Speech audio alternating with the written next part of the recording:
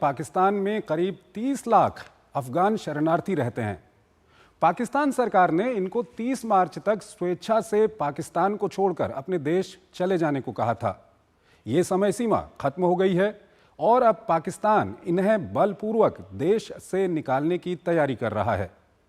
इन शरणार्थियों की समस्या यह है कि पाकिस्तान में रहने पर इन्हें जेल डालने की तैयारी है और वहीं अफगानिस्तान जाने पर इनके सामने भूखमरी, बेरोजगारी और मौत खड़ी होगी। ये रिपोर्ट देखिए।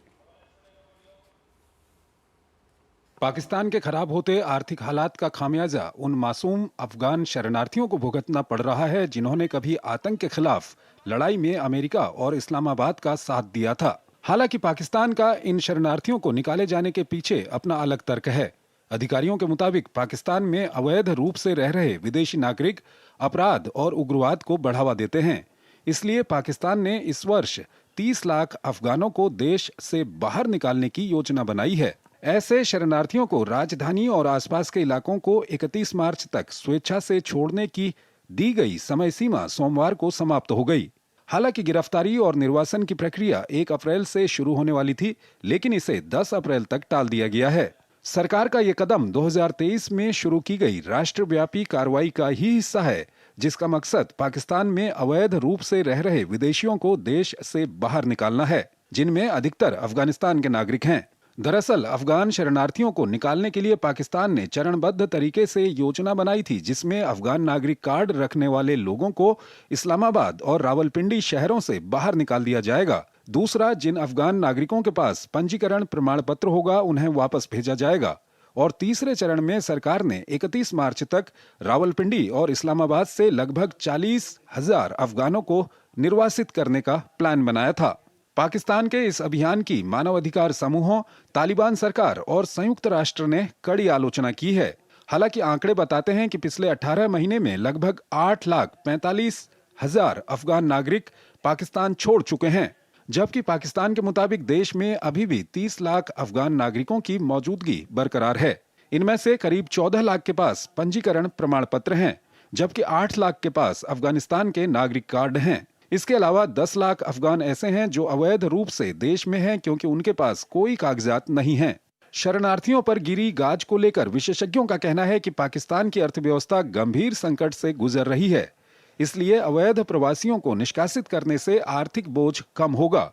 दूसरी तरफ ये भी माना जा रहा है कि अवैध शरणार्थियों को लेकर अमेरिका द्वारा फंडिंग रोके जाने के बाद पाकिस्तान को शरणार्थियों से संबंधित नीतियों को आगे बढ़ाने में मुश्किल आ रही थी। बहरहाल पाकिस्तान के निर्णय का असर उन 60 प्रमुख महिला अधिकार कार्यकर्ताओं पर पड़ेगा जो तालिबान शासन के दौरान अफगानिस्तान छोड़ने को मजबूर हुई थीं। इनमें से कई महिलाएं शिक्षा और महिलाओं के अधिकारों के लिए आवाज उठाने के कारण तालिबान के निशाने पर थीं। ऐसी कार्यकर्ताओं को अब ये डर सताने लगा है कि अगर वापस भेजा गया तो उन्हें या जेल जाना होगा या फिर मौत का सामना करना पड़ेगा।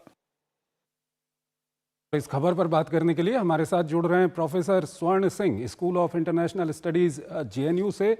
प्रोफेसर साहब, बहुत बहुत स्वागत है आपका हमारे इस कार्यक्रम में। पहला सवाल आपके सामने मैं यही रखूंगा कि ये अफगान शरणार्थी जो करीब 30 लाख की संख्या में है पाकिस्तान में, कभी तो पाकिस्तान के बहुत प्यारे हुआ करते थे और पाकिस्तान ने इनका काफ़ी फ़ायदा भी उठाया और अब पाकिस्तान ने इनको कहीं ना कहीं अधर पर छोड़ दिया है। क्या कुछ कहेंगे आप? आपकी रिपोर्ट में जैसे कहा गया कि ये मुख्य तौर पर आर्थिक कारण है, जो आर्थिक व्यवस्था की खस्ता हालत है पाकिस्तान में, और अब जो USAID में रोक लगी है उसकी वजह से है। पर इसके पीछे कुछ राजनीतिक कारण भी हैं। जैसे आपने खुद कहा कि 80 के पूरे दशक में जब सोवियत फौजों के काबू में था अफगानिस्तान, तो अमेरिका और सऊदी अरेबिया के साथ जुड़ के एक मुजाहिदीन को तैयार किया गया। तो पहली बार जब तालिबान सरकार में आया तो वो एक तरह से पाकिस्तान का ही एक कठपुतली या मुखौटा था उस वक्त। अब दूसरी बार जब अफगानिस्तान में तालिबान की सरकार आई है अगस्त 2021 से, तब से लगातार पाकिस्तान के साथ उनका तनाव बना हुआ, खासकर सीमा में लगातार हिंसा हो रही है। तो ये भी एक उसके पीछे कारण है कि तनाव के चलते वो वहाँ के शरणार्थी जो अफगानिस्तान से आए हैं उन पर अपना पूरा एक तरह से जो आक्रोश है वो उन पर गाज, जैसे आपने कहा, गिर रही है उनके ऊपर।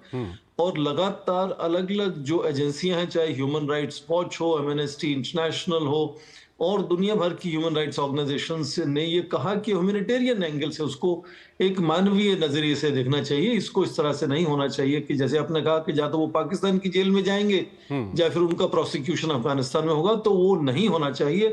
पर वही पश्चिमी देश जिनकी वजह से आपने देखा कि पहले 2 दशक इस सदी के लगातार युद्ध होता रहा अफगानिस्तान में, वो केवल आज 40,000, 30 लाख की आपने जिक्र किया वो शरणार्थी हैं, उसमें केवल 40,000 लेने की तैयारी में है, उसमें भी समय लगेगा। तो ये जाहिर है कि 90 के दशक से जो लगातार यहाँ रह रहे हैं, बहुत से अफगानी तो ऐसे हैं जो पैदा ही पाकिस्तान में हुए, उन्होंने अफगानिस्तान देखा ही नहीं है, पर वो आज अफगान के नागरिक हैं, जो उनके पास एक यूएनएचसीआर का एक रेजिडेंसी परमिट है उनके पास। और बहुत सारे तो अनडॉक्यूमेंटेड भी हैं जो लगातार उसके पैसे आप इनकी आजादी पर भी जा सकते हैं कि जो पश्तूनों को बीच में से काटते हुए एक लाइन जो सीमा बनाती है अफगानिस्तान और पाकिस्तान की, वो अपने आप में ऐतिहासिक गलती है, एक तरह से ड्यूरेंट लाइन, उसके चलते दोनों तरफ यही लोग रहते हैं।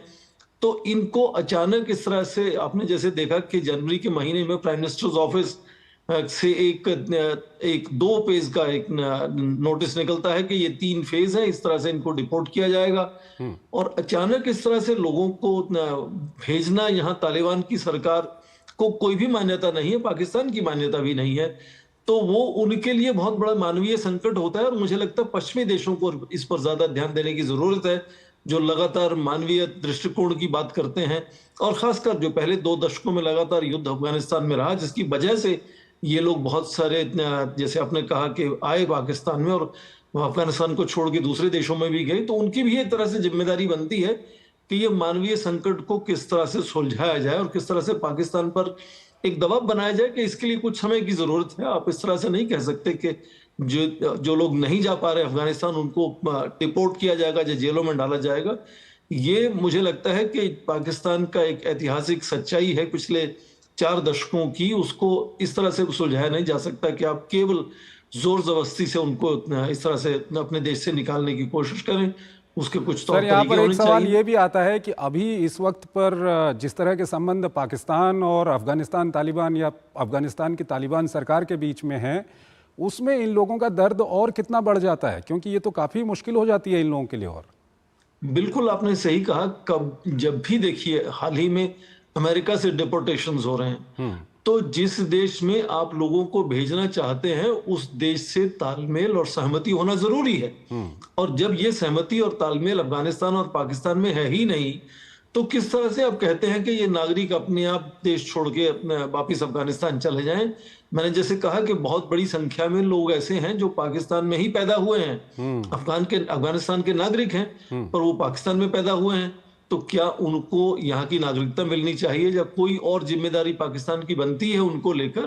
तो इसलिए मुझे लगता है कि बहुत ही एक तरह से आक्रामक रुख अचानक जो है पाकिस्तान का, वो बहुत बड़ा मानवीय संकट एक तरह से खड़ा करने वाला है इसको लेकर। एक दिक्कत और है सर, इनमें कई सारी ऐसी महिलाएं हैं, कई सारे ऐसे लोग हैं जो अफगानिस्तान में मानव अधिकारों के लिए आवाज़ उठाते हैं, और अफगानिस्तान में तालिबान का शासन है। अगर ये वहाँ पर जाते हैं तो सीधी सी बात है, इनको मौत का सामना करना पड़ेगा। ये इसको अंतर्राष्ट्रीय जगत को इसको कितना ध्यान में रखना चाहिए? बिल्कुल आपने ये बात ठीक कही कि बहुत से हजारों लोग तो 2021 अगस्त में जब तालिबान फिर से सत्ता में आ गया, उसके बाद वहां से पाकिस्तान में घुसे हैं। तो जाहिर है कि उन सब का तो वहां जाना एकदम मौत के मुंह में जाने जैसा है।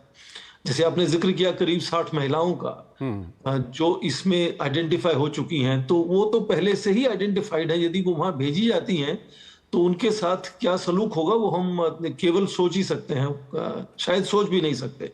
तो मुझे लगता है कि क्योंकि पश्चिमी देशों का इसमें बहुत बड़ा हस्तक्षेप रहा पिछले 4 दशकों में, पाकिस्तान के साथ हिस्सेदारी बनाकर इस तरह का जो वहां माहौल पैदा किया गया जिससे लोगों को वहां से देश छोड़कर भागना पड़ा, तो पाकिस्तान के साथ साथ इन पश्चिमी देशों की भी ये जिम्मेदारी होती है कि इस संकट को किस तरह से सुलझाया जाए, उसमें सीधा उनका हस्तक्षेप होना चाहिए और किस तरह की सहायता वो देना चाहते हैं वो भी होना चाहिए। हालांकि हम देख रहे हैं कि अमेरिका के राष्ट्रपति तो विश्व को सहायता देने से पीछे हटते हुए नजर आ रहे हैं लगातार। तो क्या कुछ यूरोपीय देश नेटो के जो दूसरे मेंबर हैं जो लगातार बने हुए थे अफगानिस्तान में, और बहुत से लोगों ने उन्हीं देशों की अपने युद्ध में सहायता भी की है, तो उनके प्रति इनकी क्या कोई जिम्मेदारी बनती है या नहीं बनती है? ठीक है सर, ये काफ़ी महत्वपूर्ण होगा देखना।